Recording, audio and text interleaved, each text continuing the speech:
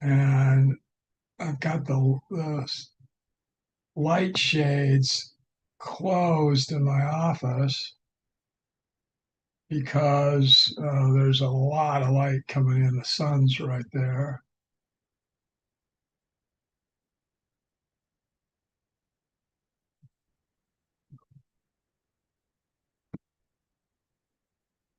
How is everyone doing?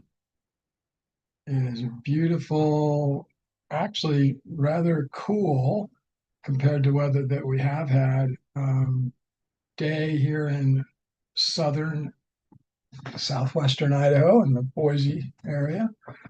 And um, it's supposed to start warming up again and get into the high 90s tomorrow and maybe over 100 even. So, and I don't have a very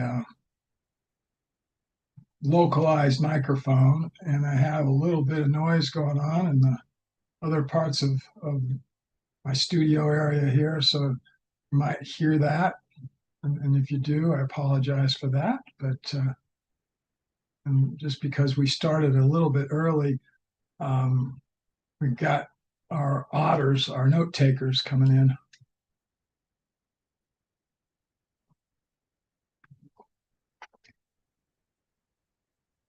So again, this is our Thursday talk with Wayne. There's that RR you're hearing is one of my dogs. It's my youngest, Brittany puppy Sadie, who you haven't seen, I don't believe. I haven't had her sitting next to me anytime when we're doing the webinar. She's still a little wild as a not even 1 year old yet. So she's 10 months right now. And we are headed out, she and I, and maybe some of the other dogs that we have, to go to a event in Ellensburg, Washington, that starts Saturday.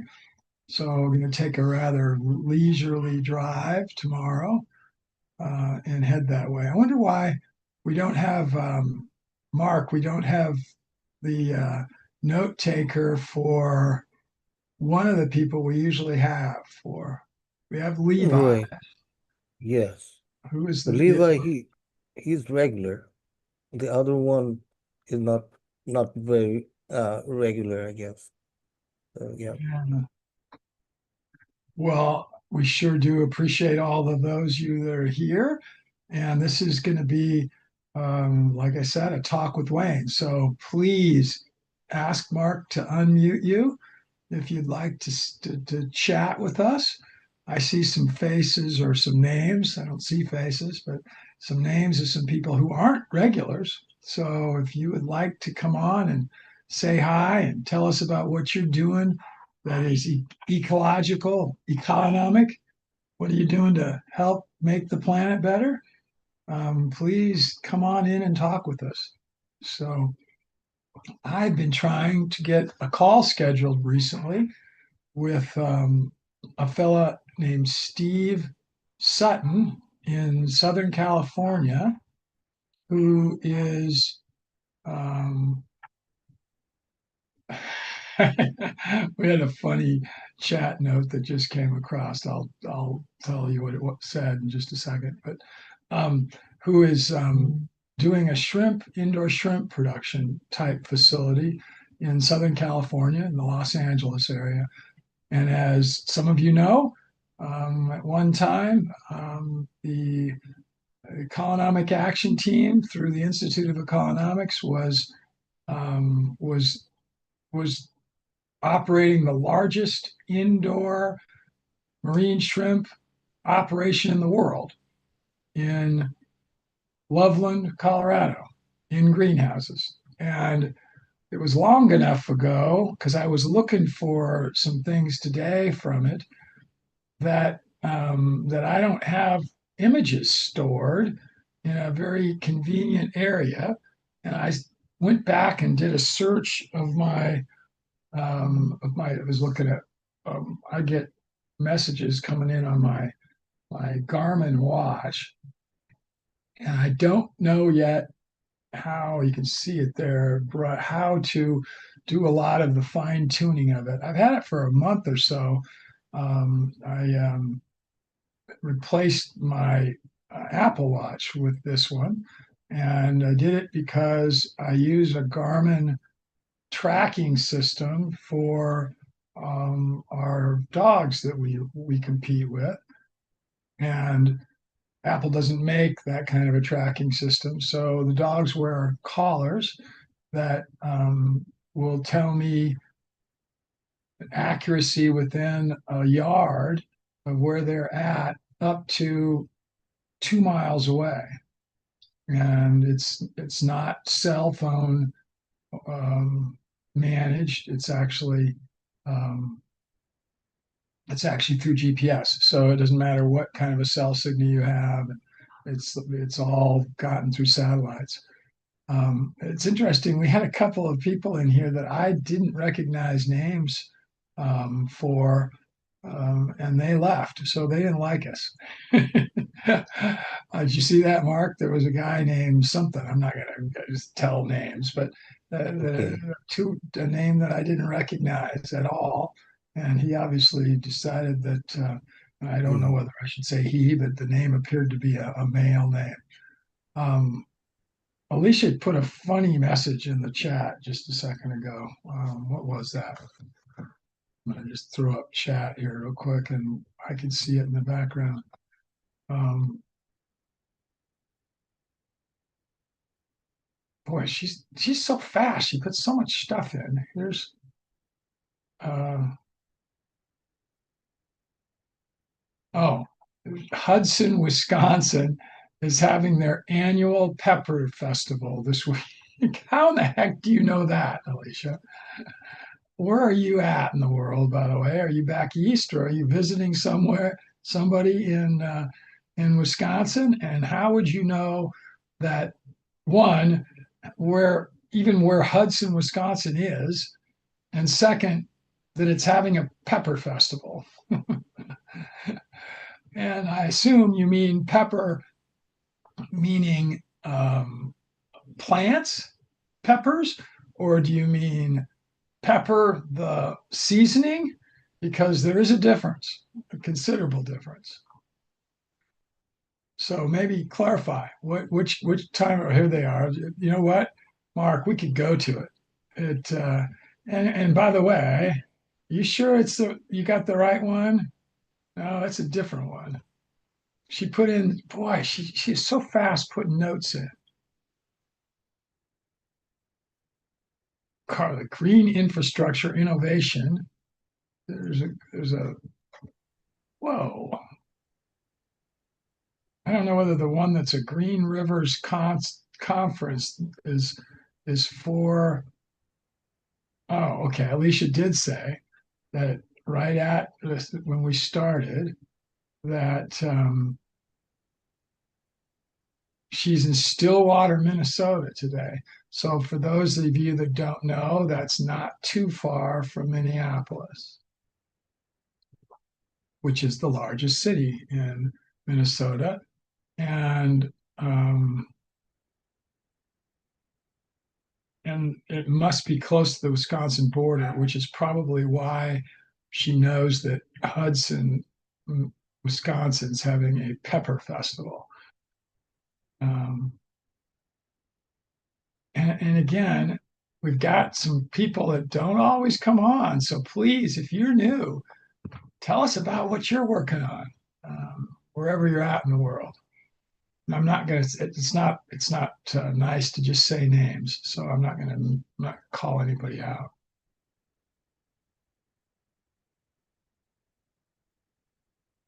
The only ones I call out are these note takers because they're not human beings.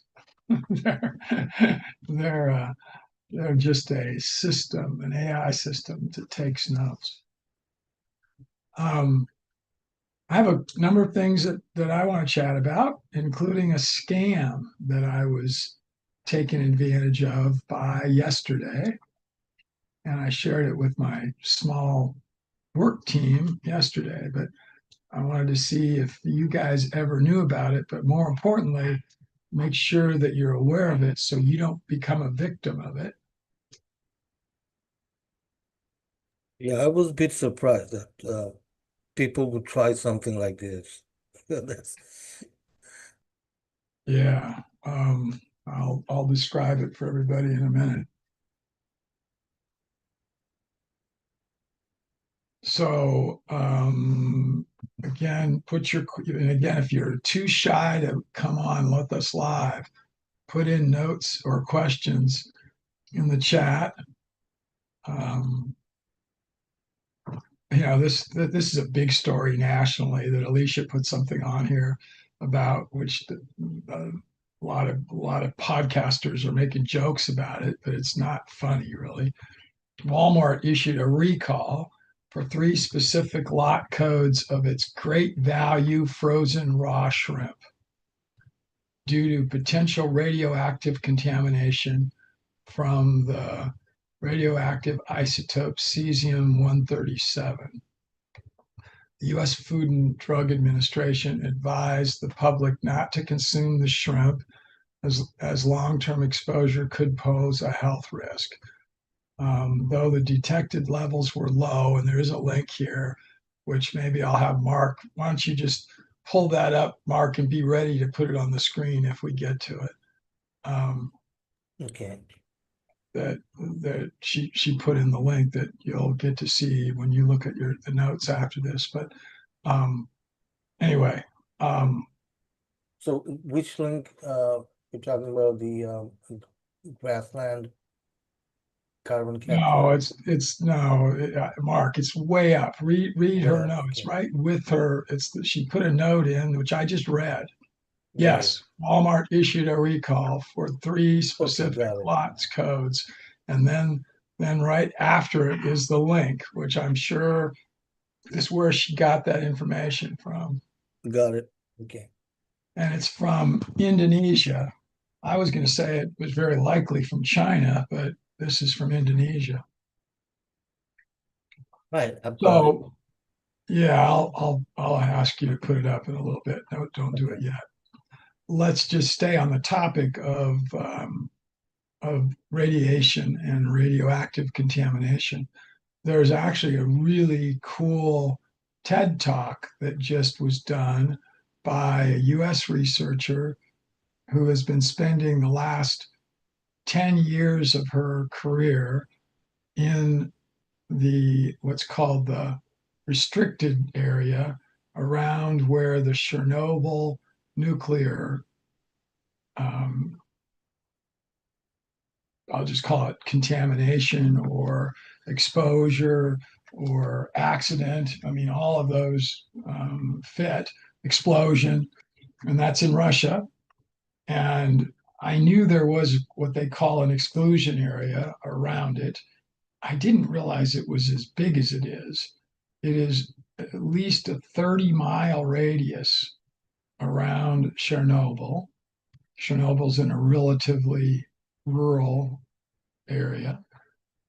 There were enough people in the area that there are houses where, again, they evacuated people and they literally left with food on the table still. Obviously, that's all completely degraded now, but they didn't take pictures of their family. They didn't take anything. They ran out of whatever their dwelling was with the clothes on their back and got out of the area where there was radiation potential. Well, this lady's been doing studies on large animals, specifically um, predators who live now in the area. And it's been long enough since Chernobyl. Maybe somebody in the audience, then I won't need to look it up, can look up and see how long ago it was. I think Chernobyl was as much as 30 years ago. I'm not positive of that. That's one of these that we could do if Mark maybe just used Chat GPT and just see when did the Chernobyl CHERN Ernobhlyn, I believe. Yes, it's April 26, 1986. All right. I'm even almost 10 years short. It was 39 years ago because 1985 would be 40 years ago. So Yes. 39 years ago. And and again, here we are 39 years later, and there is still this exclusion zone where humans are not supposed to go. And I don't know whether there's ways to keep people out because I think it's very rural, um, very isolated. However, here's what this lady, and I can't remember her name, a scientist, has been studying through all these years. So, by the way, she goes into the area with radiation protective clothing, a respirator, a mask that she wears with an air tank on her back, and then makes whatever the observations that she makes. Well, what she's been observing is that radiation is not as negatively affecting some organisms as science would have predicted or as scientists would have predicted that it was. And there is a very healthy non-human ecosystem that is developing or has developed and is developing in the region, all the way up to what is the highest level now predator in the area. So the keystone predator would be called. In most of the world, humans are the keystone predators. We are the top of the predator scale. We probably don't like to admit that in some cases, but it's the truth. Just because of what we're able to use as methods to kill anything else that is lower than us in the kind of keystone designation world. No humans are in this area, and wolves, gray wolves, have thrived. And there's like 7 generations of good data about these gray wolves, and they haven't yet been able to figure out why they're doing so well. Why are they not being affected by the very high, elevated, continuing levels of radiation, which are there? Can you see in what you were looking at, Mark, of how big this exclusion area is around Chernobyl? Yeah, I'll share my screen.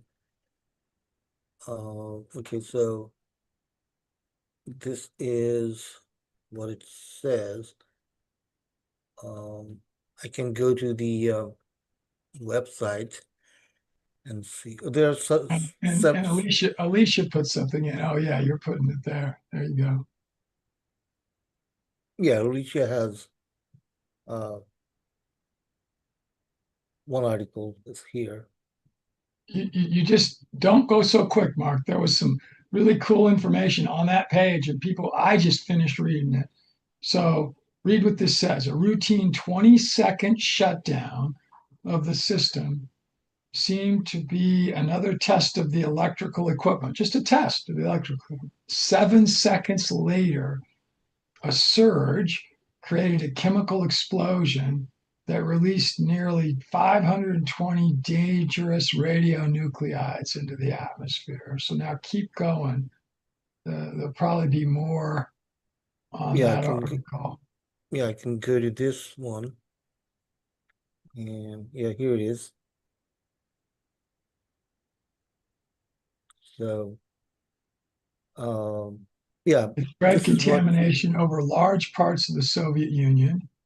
Um, Now, actually, including, wow, Belarus, Ukraine, Russia. Remember, the Soviet Union basically imploded in 1990. So less than 4 years after this. Mhm. Um, And so, as you can see here, 31 people died immediately, and 600,000 liquidators involved in the fighting and cleanup operations, so that were involved, were exposed to high doses of radiation. Based on the official reports, nearly 8.4 million people in Belarus, Russia, and Ukraine were exposed to the radiation, which is more than the population of Austria. About 155,000 square kilometers of territories in the three countries were contaminated, which is almost half the total territory of Italy, just using some great comparisons. Agricultural areas covering nearly 52,000 square kilometers, which is more than the size of Denmark, were contaminated with cesium-137. And that's what we just heard about, that these shrimp were contaminated with. It came from Indonesia. That was cesium-137 and strontium-90 with 30-year and 28-year half-lives respectively. And just so everybody understands, a half-life means that that's the length of time that if there's an amount of that in the whatever the media is, let's say it's the air in this case, that number of years, so 30 years after the first the first contamination of the air with cesium-137. So let's say there was none there before. So you air tested and there was no cesium-137 in the air. 30 years later, there would be half the amount that there was when you first measured it, if it was at some level. Let's say 1 second there's none in the air. There's an explosion like happened at Chernobyl, and 30 years later there would still be half of the amount that was there right after that explosion happened. So right after the levels were as high as they would be. So it would mean that whatever contaminations there were of cesium-137 40 years ago were, a little bit past the half-life of it. So its point is they'll stay around for a long, long time. Nearly 404,000 people were resettled, but millions continued to live in an environment where continued residual exposure created a range of adverse effects.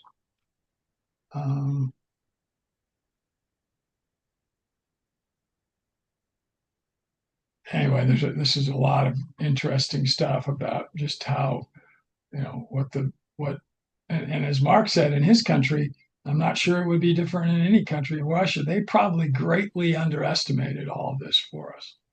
Right. The effects were probably a lot worse than what this is saying. Correct.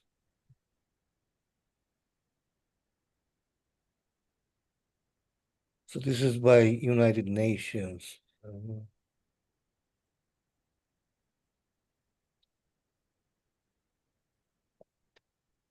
Yeah, and Alicia said in her note that when what she was reading, that there's only really been one other nuclear accident with anything close to this kind of a scale, which was the Fukushima nuclear accident in 2011. So it's been much more recent.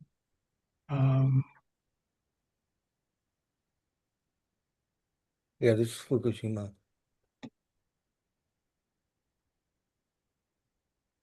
And it occurred because of an earthquake.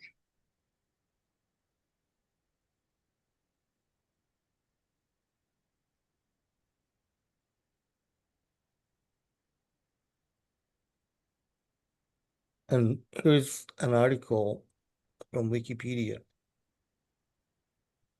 So Paresh says in a note, in India, we have a very huge percentage of farmers that have suicide due to losses or poverty because of the structure of farming.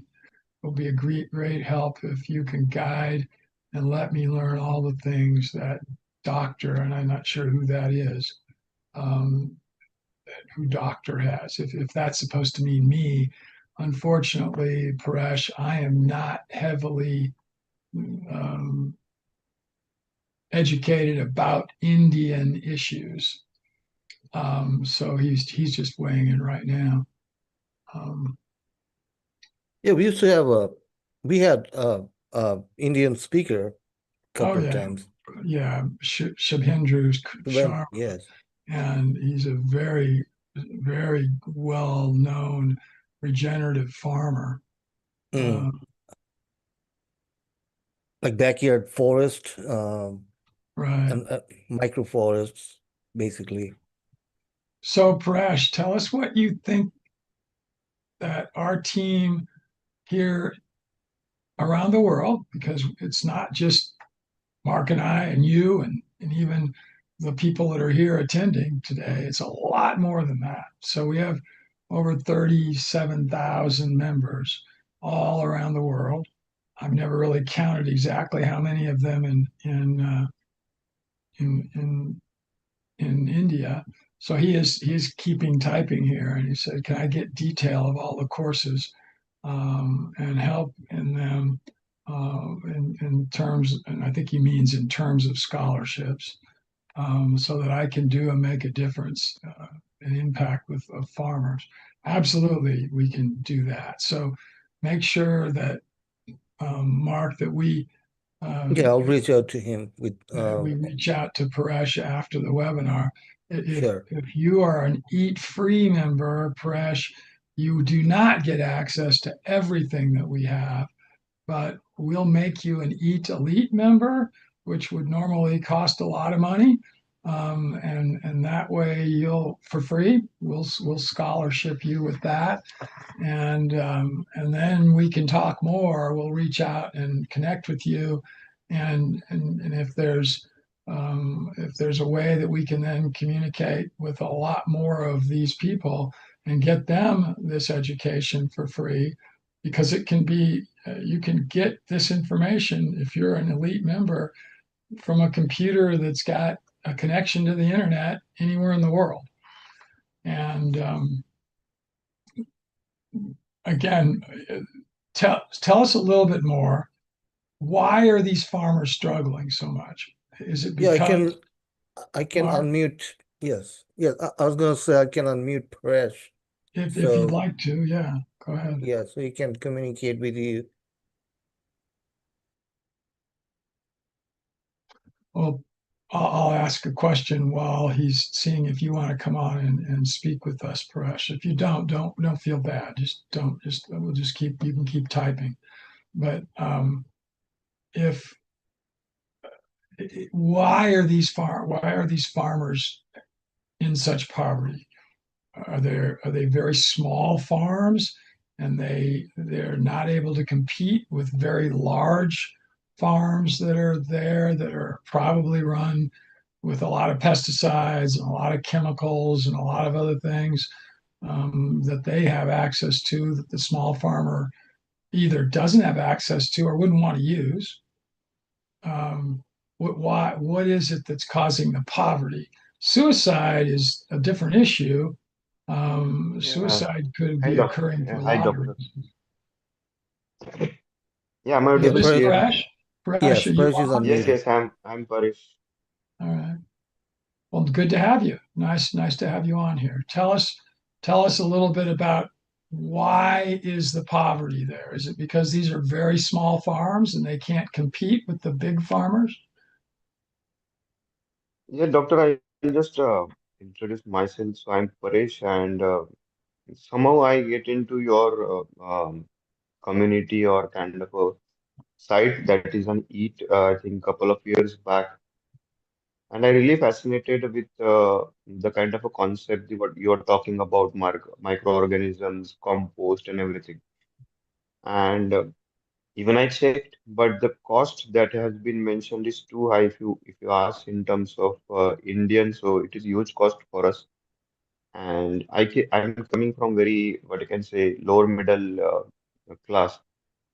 But I always have that in my mind that I really need to learn these things once I make money.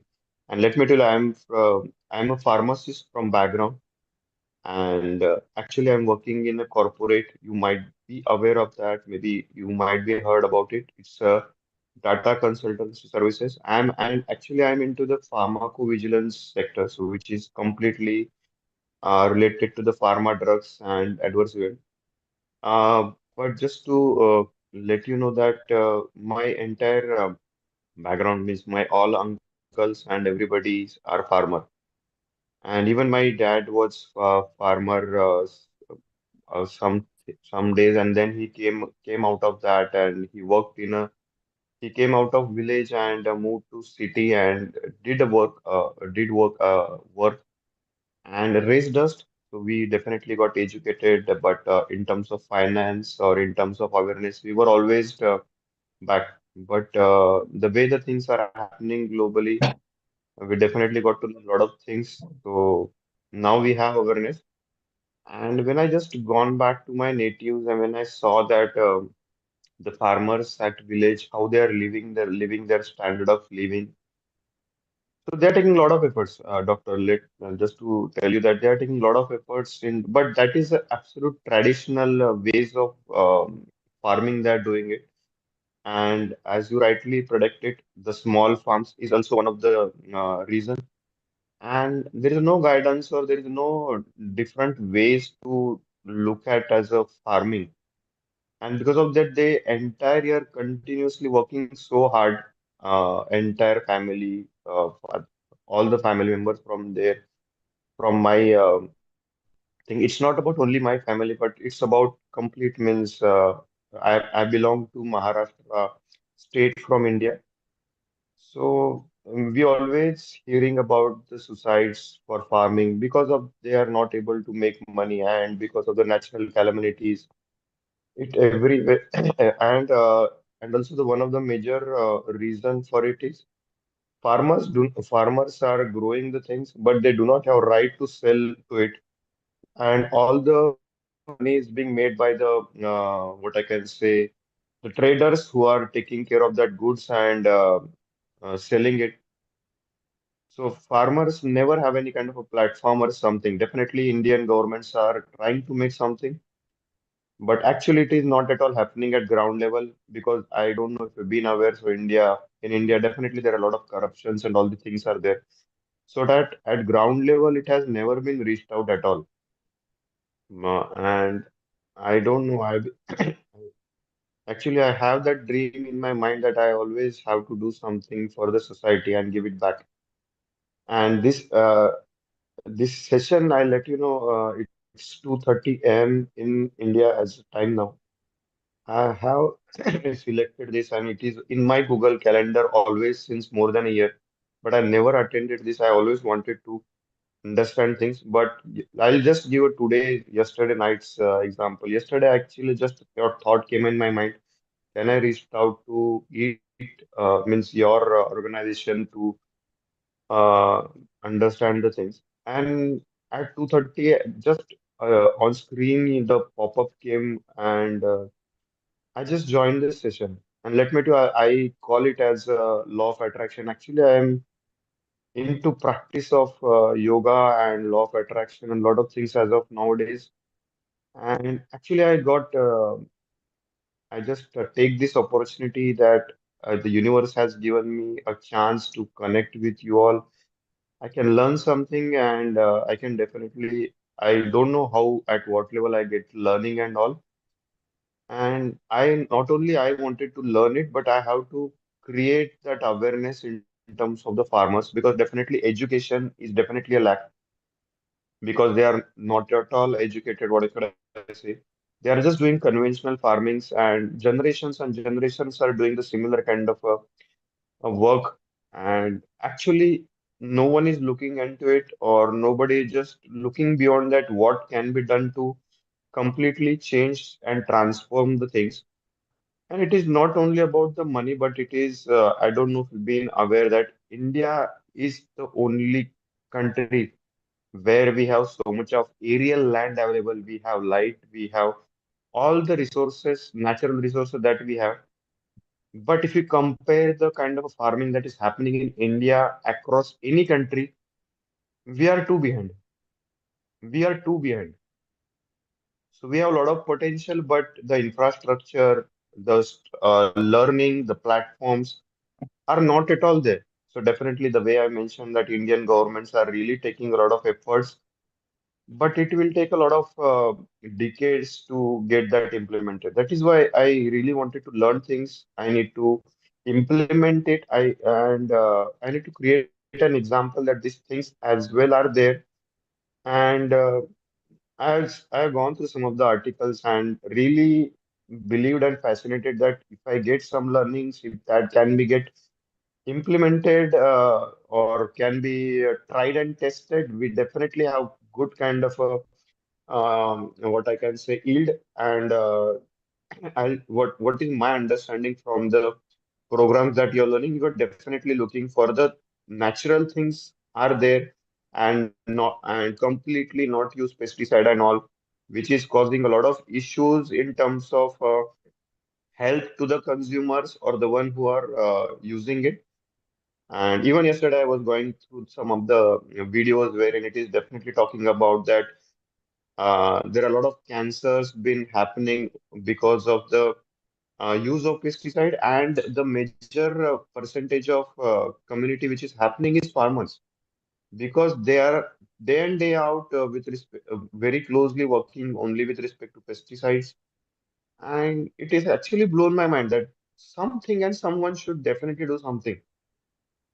And all of a sudden today at 2:30 a.m. the your this message of Zoom is just popped up, and I thought today let me connect it and I'll ask something, and if I definitely get an help, I'll be really really happy and to have connections with your community and need to learn a lot of things. Yeah, doctor. So this is as of now from my end with respect to what I really wanted to talk about. Oh, that's fine. Thank you. Let me just comment for a little bit, and then maybe you can respond to that. Again, I am not an expert by any means on Indian farming, by the type of farming and ranching that occurs in India. I am an expert about farming and ranching. I've done it for the last 55 years, and I've done all different kinds of it. I've done what we call industrial agriculture here in the United States, which is using pesticides, herbicides, big pieces of equipment, and farming very large expanses of land, and unfortunately leaving the soils and the ecosystems in worse shape when you're done with it. That's the vast majority of the United States farming industry today. And it was 50 years ago. It wasn't 100 years ago, and certainly wasn't 150 years ago. 150 years ago, most farmers in the United States did not do, there wasn't mechanization, there wasn't the kinds of pesticides and herbicides. But here's what people don't understand: most farmers in the 1850s, and so more than 150 years ago, excuse me, 170 years ago, 100, let's say 1880s, so 150 years ago, um, didn't exclusively farm. They didn't make their livings from farming. Even they had something else they did also. They were farriers. They dealt with shoes on animals. They were storekeepers. They were teachers. They were equipment. They could deal with wagons and the kinds of equipment that was out there at that time. And it's only been in the last, really, since World War II, that farms anywhere in the world, North America, Europe, Asia, have gone to where farmers are exclusively farming. That's a very recent phenomena. And anybody that's trying to just make all of their living by farming and not by another means in addition to farming is probably failing, and especially if they're small. So in the U.S., the farmers that are failing financially are those that are trying to do it just exclusively at a small level. And so that's why and I really don't know what's going on. When you read the press and even, just websites and such, I just pulled up a whole bunch on my other computer. I was looking over that way. There's 100 articles that you can find in the first 10 pages of Google telling you about how magic the farming is in India, that regenerative agriculture is everywhere, and that by 2070 everything in India will be well, that's BS. I mean, that same kinds of stuff has been said for the United States, and yet today still 95% of the farming in the United States, 95% of the food produced in the United States comes from farms that are not regenerative. They are destroying the ground. All the stuff is, notice I'm not using the word soil, that the plants grow in is just dirt. It's just a media to hold a stem with roots underneath it. I live in an agricultural area. As I were to drive from my house in 20 miles in any direction and see lots of farms that would have corn and wheat and soybeans and those are the primary crops. The soils in all of those farms, 95% of those farms would be dirt. There's hardly anything living in them because there's so much pesticides, so much herbicides that have been put on them. And those that are quote full-time farmers that have those fields, which most of them are making money, but they're making it destroying the land. They're not doing it making the land better. And that's probably what's happening throughout most of India. I can't imagine that it's a whole lot Yes, yes, different. absolutely, absolutely. I agree with your thoughts, doctor. And that is what the way I mentioned why it is blown my mind that it is not about only also about making money, but that the way I have gone through, I actually gone through your articles and everything. I think the way I mentioned it is a year back. I again need to reach out to your site, and that is why I mentioned in my chat that can I get a support from someone, and definitely in terms of learning, because let me tell you, in terms of money, it is a very huge money that has been asked in terms of the courses that have been run from you. And let me be very frank, even I'll be happy if I get an opportunity to come there and to see it and learn physically as well. I will be definitely happy to have that in future as well after these things. It would be Because awesome. we definitely, as a human being, definitely we need to do something because it is about all the ecosystems and the way So, you're mentioning and the vision that you have.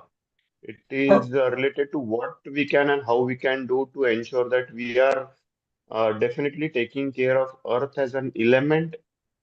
Mm, and there are so many different things to look at that kind of aspects. yeah, Paresh, I will tell you, the problem here in the United States, and therefore it makes it a lot broader, is those people who a lot of times talk about themselves as being wealthy and wanting to give back. And I'm not going to mention names, but they're big ones.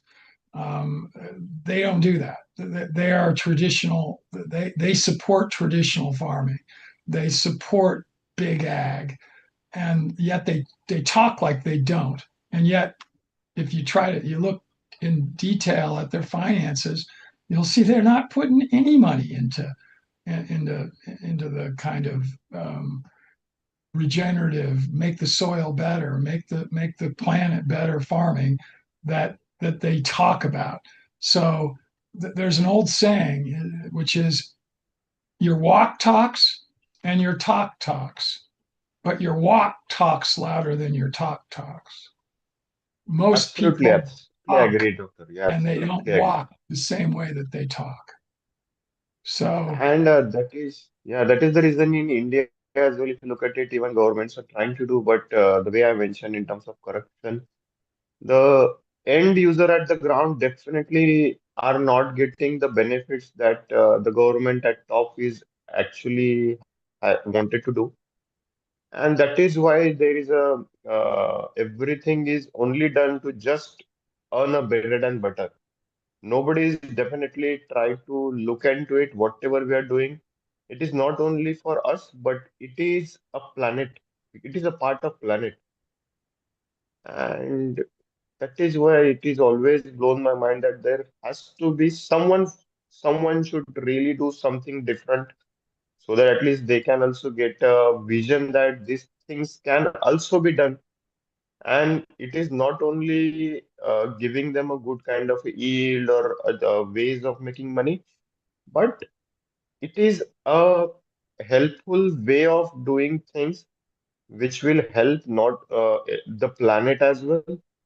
Uh, the complete ecosystem will get changed, and if you look at it in India as well, there is a lot of money is being asked in the name of we are doing organic farming and all. But actually, if you really look into it, that is also not the what I can say, the exact organic farming. On the name of organic farming, there is a lot of money is being made by a vendors or someone, a complete different lobby of people. But the actual things which definitely should have at ground, which is definitely a lagging, and there is no structured at all there.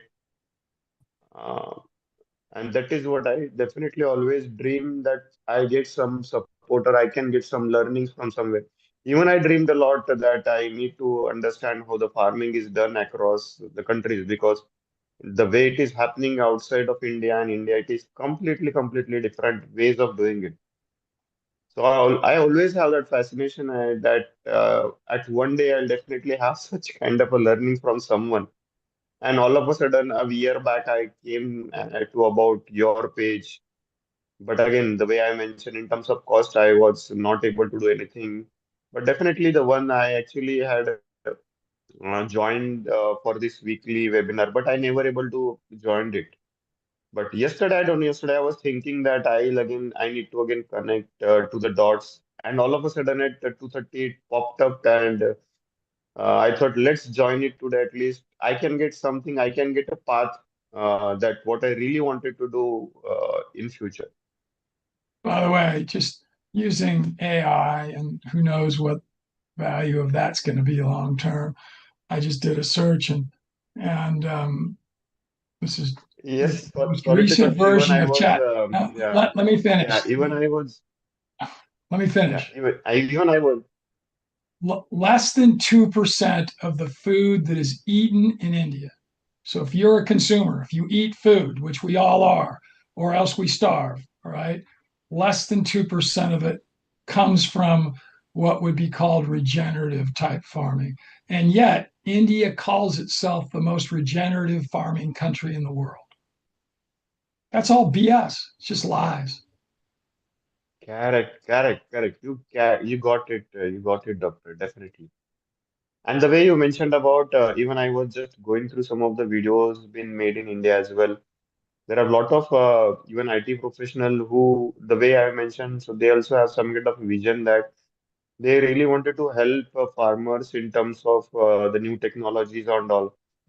So I have gone through that IoT and how the AI use of AI can make the change in terms of farming. Even I think just 5 6 hours back, I was going through a video that, and it is an Indian government initiative as well. I yet to gone to all the details, but definitely the initiative with respect to use of drones in terms of irrigation and pesticides, and there are a lot of different things they are there.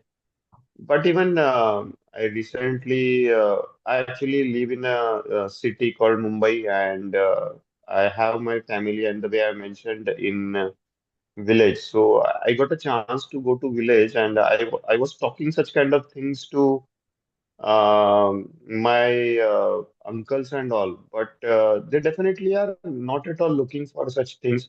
they look as a threat, and even they are saying that even if you have that kind of things installed, so in India, I'll be very frank that there are things that all such kind of things get stolen and something. So that aspect as well there. So I already said that definitely it is not that you should not be doing something. We need to be open to learn the things because the things are really changing it, and we need to make use of it.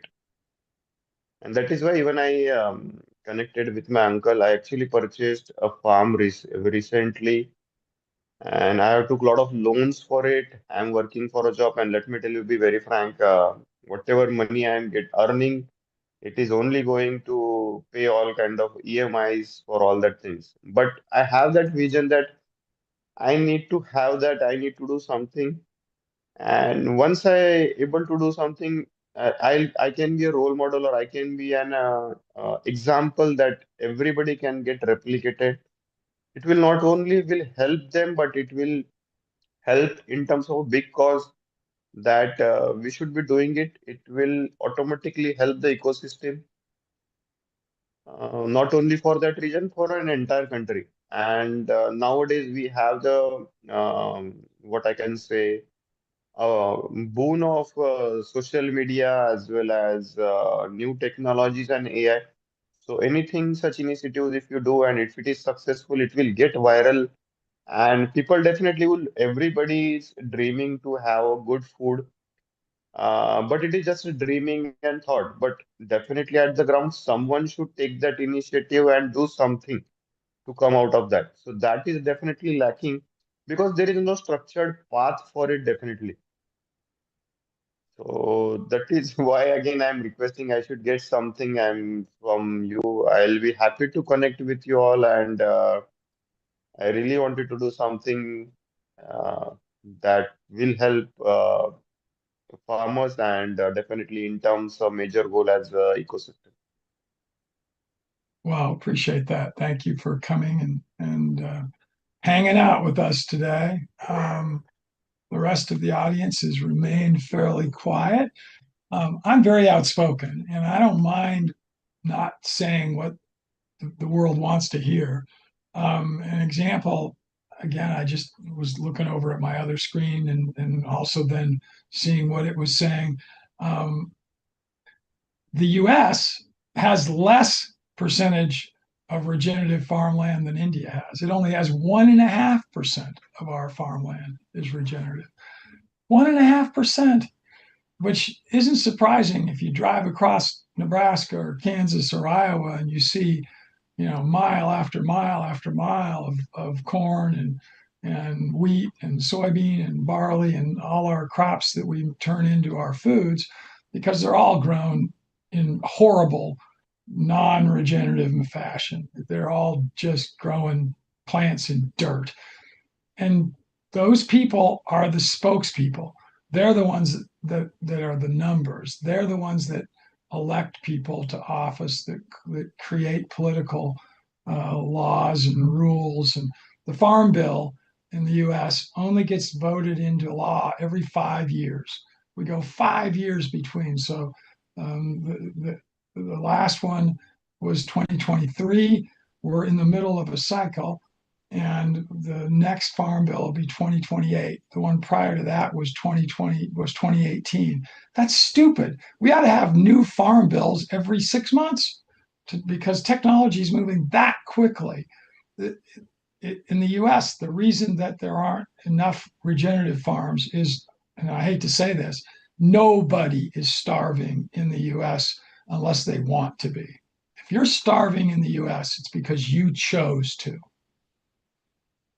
That's a bold statement, but I have friends that live in the inner cities of New York and Chicago and LA and you name it, where, quote, the poverty is, where a huge amount of poverty is. But if you don't put yourself into a drug sustained life by drinking or doing something that makes your mind not work properly, or you there is plenty of food available in the United States.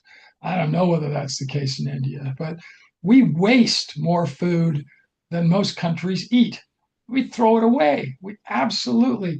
And recycling in the US, in most places where I live here in Idaho, what we can recycle, what we can put into recycling is plastic and paper and cardboard and metal. Oh, and glass, not food. Can't recycle food. Yeah, you can. We just don't allow it. We waste so stinking much food. And I'm raising my hand. I do. I'm not saying I'm not somebody who doesn't do the same thing. I try to clean my plate every time I eat, but when I prepare food, oftentimes I prepare more than what I would have needed. And I try to feed that to animals that I have. But again, we are just a horrible wasting society because we're over rich. The United States has way too much Yes, money yes, for most of its people. doctor, I definitely resonate the way you mentioned, and just to talk about in India, definitely it is again the same case. In the cities, people do not worry about it. They just throw. I'll give you my example. I am working in a company. The way I mentioned, it is the most what I can say crowded company. So I'm working in a Tata Consultancy Services, wherein we have 6 lakhs of people are working across not only India, across all the countries. And the place where I'm working, so we have almost 30 to 40,000 people working, and we have the canteens and everything.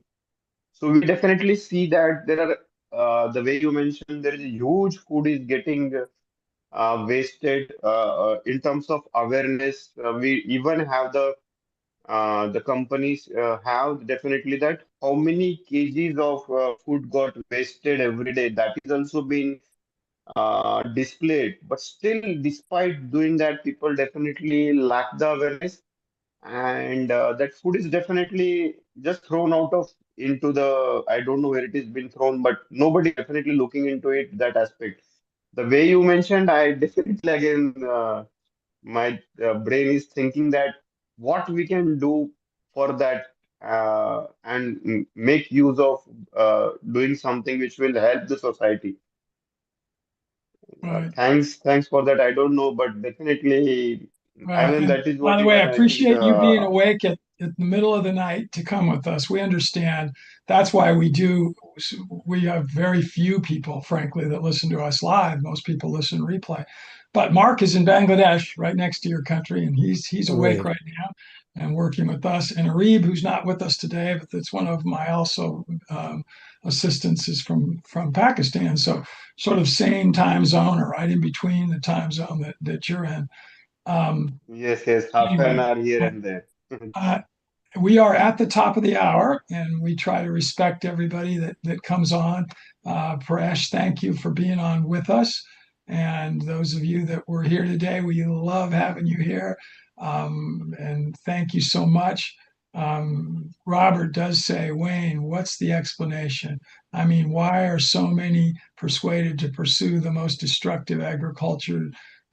Because of money, Robert. It's really simple. It is flat out money. Yes, If you have 100 acres of land here in the U.S. and you have the option to put or let's say you say, I just want to go regenerative. I'm gonna go organic. I have 100 acres. I'm gonna do it. You won't make a dime. You will keep losing money on that land until at least 20 years from now with 100 acres. You take an acre and put all your time and effort in an acre, and you could turn that in less than a year. You could turn it the same season. You could be making, but you try to do it on 100 acres, the scale's too big. And most farmers that produce commercially have got to have at least 10 times that. They've got to have 1,000 acres to even make money. So farms are massive, they're huge, and they're huge money makers for the people that run them. And frankly, most farmers in the US, Mark, when we break this apart, this is going to make it as one of the cuts. They're flat out lazy. They don't even Right. work hard anymore. They sit in their tractors. They drive their $200,000 trucks. They aren't. They don't even relate. So are they going to switch and go to regenerative farming? No, they're not going to switch at all. They're going to keep doing what they're doing. So, Robert, that's answering your question. They're not going to switch. So, But doctor, if you can definitely guide us, so it will definitely help us because in India, definitely we have very less lands that farmers are doing, hardly few acres, and that too the richest farmers that we have, they have that 30, 50, 40, or 100 acres. We do not have any kind of big lands apart from this for a specific farmers. So, so it will be a good thing that we able to learn the things, and the way you mentioned, definitely in small land it can be turned into regenerative within a year or less than 6 months. So that by is the the way, vision I'm that going we to make, should be really yeah, looking at it. we could go on for everybody, and we'll try to maybe get another much more even a better speaker on this than me in the future. But Robert, I'm going to just let's end this on this. Robert says in his note, he says, Wayne, what's the explanation? I mean, why are so many persuaded to pursue the most destructive agricultural practices ever devised? Probably true. How come people are nearly completely compelled to participate in an agriculture system that threatens to extinguish most of our food production capacity in 60 seasons? Great question, Robert. Probably you and I won't be around to see 60 seasons. I hope we're going to be around to see a little lesser number than that potentially. And we are finding ways to keep people alive longer. So maybe we will, but probably aren't. Anyway, I think they're persuaded for the reasons I just said. It's financial, and to some extent, it's political.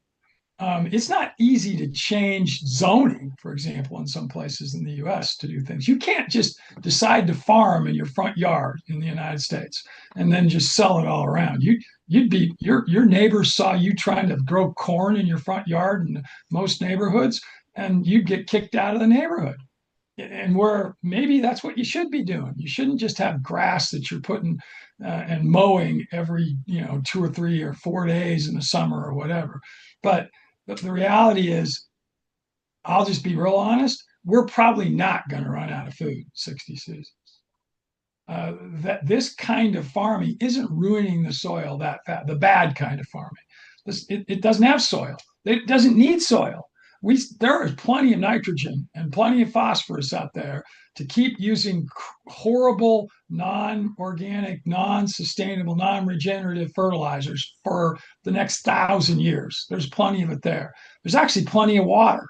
It's all a cost thing to desalinate seawater, but it's doable, completely doable.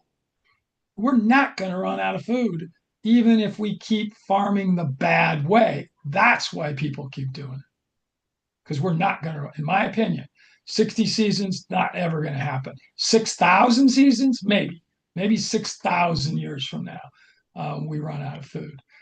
Population's actually growth is slowing down. We're not seeing the population growth that we had 50 years ago. And so we used to talk about how we were going to reach 8 billion. There's a good chance, Paresh, I'm going to end with this one. There's a lot of data that says that India is greatly understating its population. That instead of being about 1.2 billion, the population of India is maybe as much as 3 billion. China is probably doing the same thing, probably greatly understating their population to where China's not 1.4 Absolutely agree, doctor. billion, it's probably Absolutely 3 to agree. 4 billion. That's Yes, not yes, good. absolutely agree to you. It's not good. Yeah, I know We that. need to accurately tell everybody what population is in any given area, if we really want to. Because if those two numbers are right, if China's 4 billion and India's 3, let's say, that's 7 billion in just two countries in the world. We're way over the amount of people that those that are, quote, green in the world say that, oh, when we reach that number, we won't have enough food. We got way more than enough food in the world right now. way more than enough. It just isn't distributed right. The reason people are starving has nothing to do with our capability of growing it. It has to do with our politics and our ability to distribute it. That's it. Now, long term, it may not be that, but today it is. There is plenty of food in this world. It's just not distributed where it's needed. And most of it's terrible quality. And we are going to be killing ourselves by eating what we're eating. So anyway, that's getting pretty bold. Thanks, everybody. Mark, unless there's something else that's really important in the last here, we want to get to. I think Robert put in one other comment here that's long. No, this was Alicia. She said she was getting off, and then she said worldwide food distribution is complex, international network involving food production, processing, storage, blah, blah, blah. That's a bunch of nonsense, Alicia. So, but anyway, I'm just saying that. Meaning, yeah, it is the distribution system's hugely dysfunctional. And nobody talks about it. Everybody talks about whether we're organic or regenerative or sustainable, but nobody talks about food distribution. They just don't. It's just not that a topic that is in the typical discussion. Because guess what? To get food all over would require love and care that all of us would have for each other. That's what we don't have. We don't have love and care for all of our fellow human beings. That's the big problem, in my opinion. Anyway, thanks, everybody. Mark.